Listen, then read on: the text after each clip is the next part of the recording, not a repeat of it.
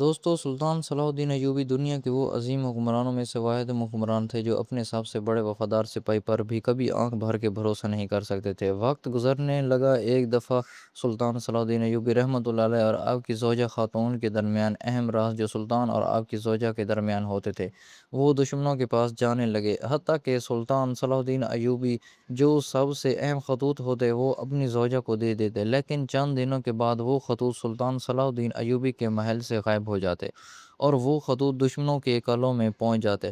لیکن حیرانی کی بات تو یہ تھی کہ سلطان کے کمرے کے ارد گرد سخت پہرا ہوتا اور سلطان صلاح الدین ایوبی کوئی بھی اہم خطوط یا کوئی راز کی بات صرف عشاء کی نماز کے وقت اپنی زوجہ کو بتاتے، اور اس وقت کمرے کے ارد گرد بہت محافظ ہوتے اور حتیٰ کہ سلطان کی آواز اتنی کم ہوتی کہ کمرے کے کونے میں کھڑا آدمی بھی نہیں سن سکتا تھا۔ لیکن حیرانی کی بات تو یہ تھی کہ آخر سلطان صلاح الدین ایوبی کے اتنے بڑے راز دشمنوں کے پاس کیسے جانے لگے، اور اس وجہ سے سلطان صلاح الدین ایوبی کو ایک دفعہ بہت بڑی شکست کا بھی سامنا کرنا پڑا۔ جب یہ بات سلطان تک پہنچی کہ سلطان کے اہم راز جو آپ اپنی زوجہ کو بتاتے ہیں وہ دشمنوں کے پاس جانے لگے، تو سلطان صلاح الدین ایوبی بہت حیران و پریشان ہو گئے اور ایک بزرگ کو اپنے محل بلایا اور اس سے تدبیر پوچھی۔ تو اس بزرگ نے کہا، سلطان معظم، آج رات جب آپ اپنی زوجہ کے ساتھ کمرے میں آرام کرنے لگنا تو اس وقت ایک گلاس پانی کا۔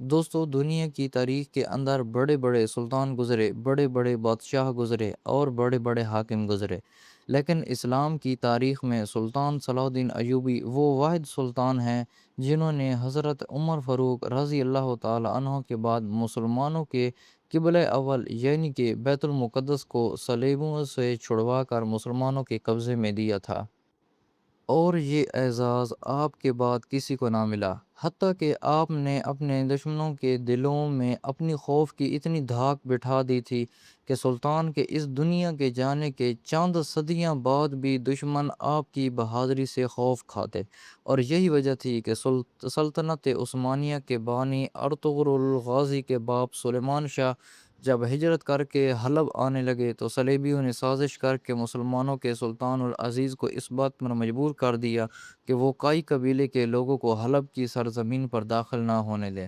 کیونکہ صلیبیوں کو خوف تھا، کیونکہ اس سے پہلے وہ جانتے تھے کہ اس طرح ایک چھوٹے سے قبیلے کے اندر پلنے والا نوجوان جس کا نام یوسف تھا اور بعد میں وہ صلاح الدین بن گیا، اس نے مسلمانوں کی تقدیر بدل ڈالی تھی، اور یہی وجہ تھی کہ سلطان صلاح الدین ایوبی کا خوف آپ کے جانے کے بعد کئی صدیوں تک گزرنے کے بعد بھی دشمنوں کے اندر موجود ہے۔ اور سلطان صلاح الدین ایوبی رحمۃ اللہ علیہ کی بڑی بڑی فتوحات اور کامیابیوں کے پیچھے بہت اہم راز تھے۔ جو سب سے بڑی طاقت سلطان صلاح الدین ایوبی کے پاس تھی وہ یہ تھی کہ سلطان صلاح الدین ایوبی اپنے علاوہ کسی پر ذرا بھی بھروسہ نہیں کرتے تھے۔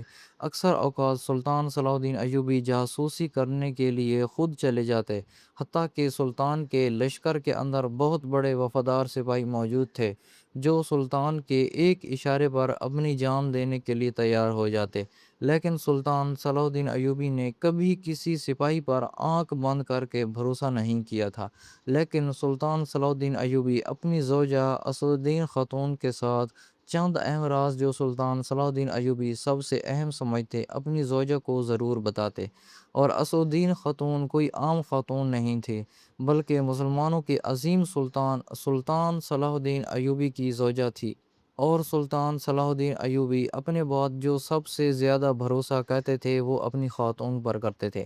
وقت گزرنے لگا، ایک دفعہ سلطان صلاح الدین ایوبی مکمل معلومات لے کر اور مکمل اپنی سپاہیوں کی تیاری کے ساتھ صلیبیوں کے ایک قلعے پر حملہ کرنے کے لیے پہنچے تو آگے سے صلیبیوں نے سلطان کے لیے گھات لگائی ہوئی تھی، حتیٰ کہ اس گھات کے اندر سلطان کے بہت سارے سپاہی شہید ہو گئے اور سلطان کو عارضی طور پر پیچھے ہٹنا پڑا۔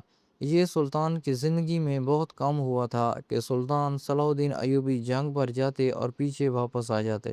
سلطان کو سمجھ نہیں آ رہی تھی کہ جو میں نے منصوبہ صلیبیوں سے قلعہ حاصل کرنے کے لیے بنایا تھا وہ صرف میں اور میری زوجہ خاتون جانتی تھیں، اس بات کا ذکر میں نے اور کسی کے سامنے نہیں کیا، حتیٰ کہ میں نے اپنی منہ سے بھی کبھی یہ لفظ نہیں نکالے۔ یہ سارا کام میں خفیہ طریقے سے کرتا رہا۔ لیکن صلیبیوں کو کیسے پتہ چل گیا کہ میں ان کے فلاں جگہ پر حملہ کرنے والا ہوں؟ سلطان صلاح الدین ایوبی واپس محل لوٹے۔ سلطان کے چہرے پر بہت بے چینی تھی۔ سلطان صلاح الدین ایوبی بہت حیران و پریشان تھے۔ جب آپ کی زوجہ نے آپ کو اتنا پریشانی کے عالم میں دیکھا تو وہ جان گئیں کہ ضرور سلطان صلاح الدین ایوبی بہت بڑی مشکل سے نکل کر آ رہے ہیں۔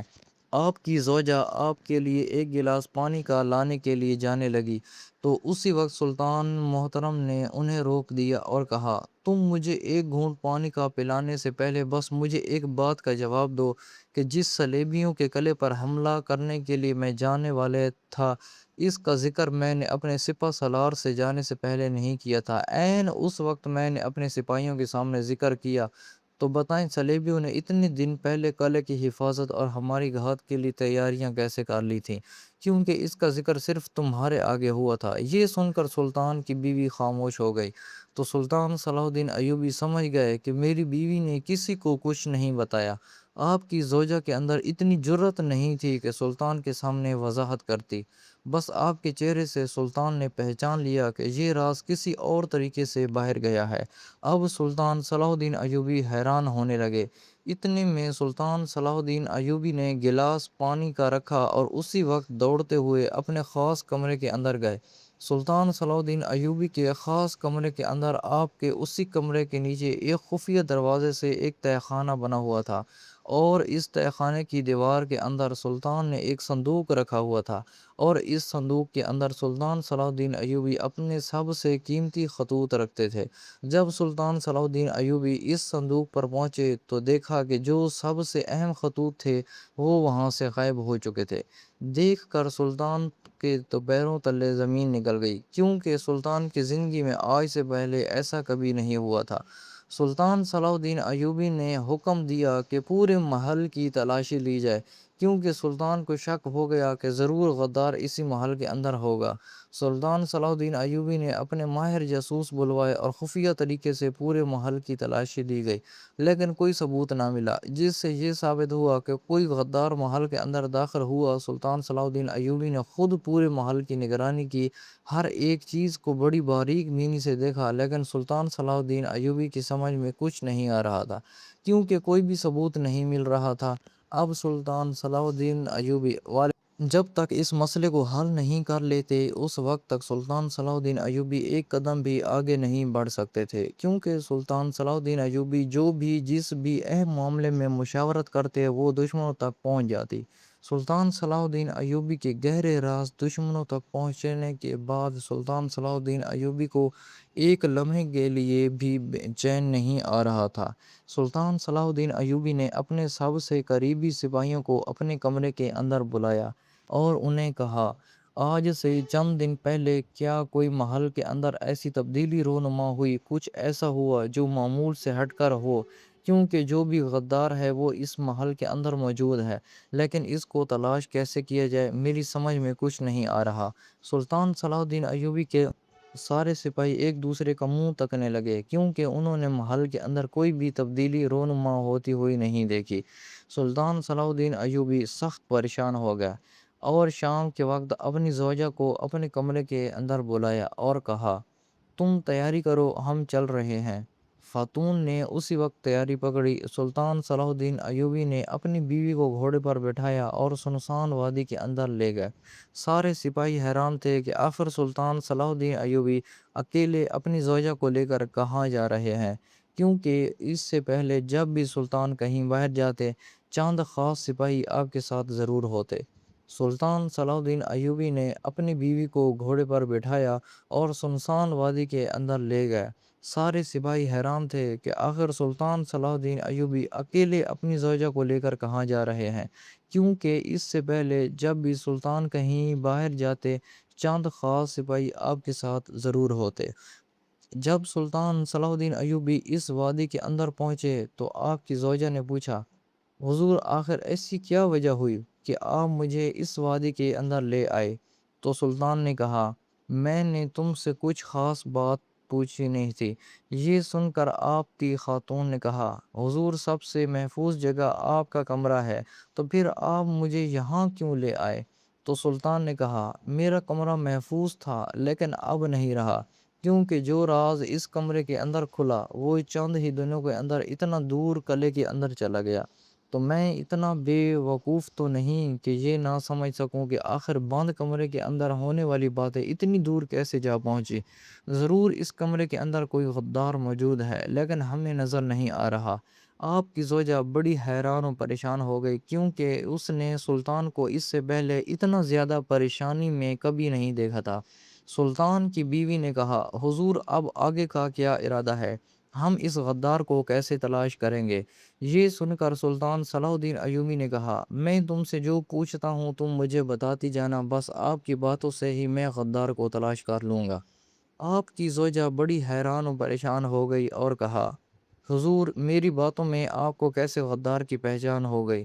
سلطان نے کہا، بس میں جو پوچھتا جاؤں وہ تم بتاتے جاؤ، لیکن ہاں ایک بات یاد رکھنا، تم نے کسی بھی بات کا جواب غلط نہیں دینا، جو سچ ہو وہی بتانا، ورنہ تمہاری ایک غلطی سے ہمارے کئی سپاہیوں کی جان جا سکتی ہے۔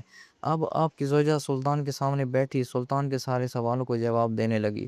سلطان نے کہا، بتاؤ، کیا تم آج سے چند دن پہلے محل سے باہر کسی سے ملنے گئی تھی؟ اس نے کہا، نہیں حضور، میں تو کسی سے نہیں ملنے گئی۔